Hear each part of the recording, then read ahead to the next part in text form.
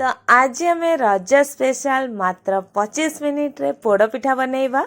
तो ये पोड़पिठा नहीं तो आमको बिरीर आवश्यकता अच्छी, नहीं तो चाउलर, नहीं तो जंतीबार टेंशन।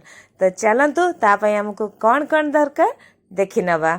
तो तापाई एठी देखंतु मेजर करके मु नेइची गोटे गिना। तो से गिना धेरे मु नै जाइची गोटे गिना चूड़ा। आपण माने एठी चूड़ा मोटा हो किंबा पतला हो जहाँ भी थी आपण पाखे आपण मैंने नहीं पारे।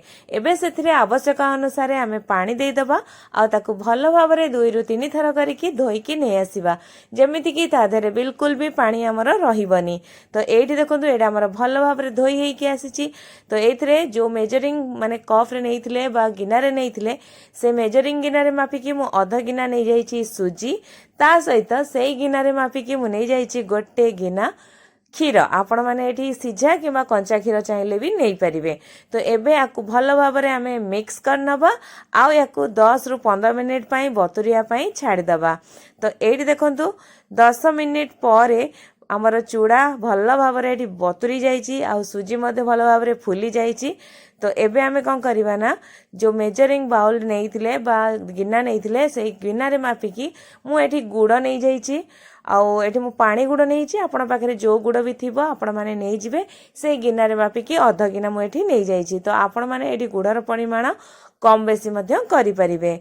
तो एठी भजा है कि किछि काजू मध्य एथरे दे दोछि, ता सहित आधा चम्मच पान मधुरी आधा चम्मच गुजराती गुंड, ता सहित आधा चम्मच मु दे दोछि गोलमरीचर गुंड, जोटा कि बहुत ही बढ़िया फ्लेवर आनी थाए। यही सब देला परे से मेजरिंग माने गिना रे मापिकी मु दे दोछि नड़िया कोरा आधा गिना भलिया।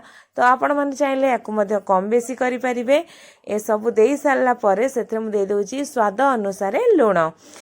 ता सहित मुझे नहीं जाइए गोटे तेजपत्र जहाँ को कि मुझे छोट छोट करके पकई नौची। आपण चाहिए 2 फाड़ करके पकई पारे।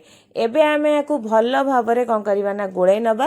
तो डिपेंड करे आपण को टाइप रो गुड़ नहीं चंती, किंतु एमिति भाव रे आपण गुड़ को नेबे जेमति कि गुड़टा एथिरे मेल्ट हे जिवो। जदी बिंडा वाला नहीं चंती ताले हाथ रे आपण आकु गोळेई नेबे बा हाथ रे चकड़ी नेबे जेमति कि गुड़टा मेल्ट हे जिवो।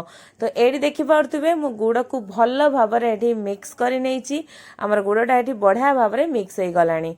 तो देखंतु गुड़ पकई सारला परे आर कंसिस्टेंसी भी माने पूरा परफेक्ट हो गलानी। कहीं गुड़ देहर भी टिके टिके जो पानी अंशटा बाहर बा गोले सारा पर जो पानी अंशटा बाहर, तो से हिसाब रे यार कंसिस्टेंसी मध्य ठीक अच्छी।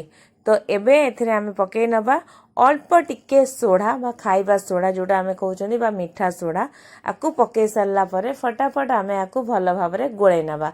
जोटा कि सुजी जो आमे नैचे सुजी चूड़ा नैचे ए सब टिके फुलिया पई सहाय्य करिवो।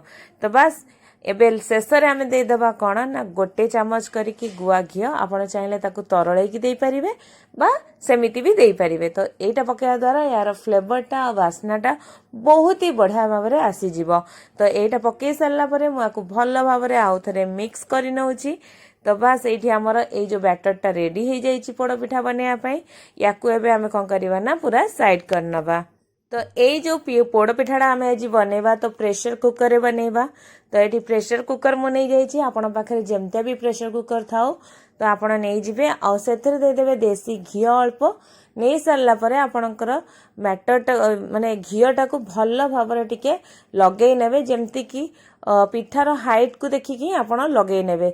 आउ एटा तेल बिल्कुल भी पकेइबेनी काना घी देले ही सेटा बढ़िया से आपणकर पोड़ पिठाटा बनिकी बाहरी आसीबो। तो एबे आमे जो बैटरटा को गोळेई की रखिथिले एथरे सब तक आमे कोन करबा ना देई दबा। एट देखंतु देई सारला परे आकु मु कोन करछि ना भल भाव रे टिके साइज करि नउछि, सम्मान करि नउछि। तापरे आपण कोन करिवे ना ता आपण को मन पसंद हिसाब रे आपण याको टिके सजेई नेबे। जेमति मु एठी नडिया को सजेई नउछि, आपण नडिया बदल रे काजू पकेई परिवे, किसमिस पकेई परिवे, टूटी फुटी मध्य पकेई परिवे। तो आपणकर जेमती लुकिंग माने चाहूचंती आपण माने पसंद करंती से भलिया आकु देकी आपण माने पोड़ पिठा को सजेई परिवे। तापरे आमे आकु प्रेशर कुकर कवर दे दबा आ किंतु तार लीड टाकू आपण माने सब बेले बाहर करनेबे। एबे आकु पूरा लो फ्लेम रे आमे 25 मिनिट पर्यंत छाड़ी दबा। एटा हमर पोड़ी हवा पई बा पिठाडा सिझिबा पई। तो देखंतु 25 मिनिट पर मु प्रेशर कुकर ढक्कन को काढ़ी देखई दउछि। देखंतु एटा बिल्कुल माने सुखी जाइछि ऊपरटा, माने पिठाटा हमर पूरा बढ़िया से हेई जाउछि, हाथ रे बिल्कुल भी लागुनी। आपण चाहिले गोटे स्पून की जा पिन थिबो आपण माने ताकू माने प्रेस करके देखि परिबे, चेक करि परिबे एटा हेइछि कि नाही।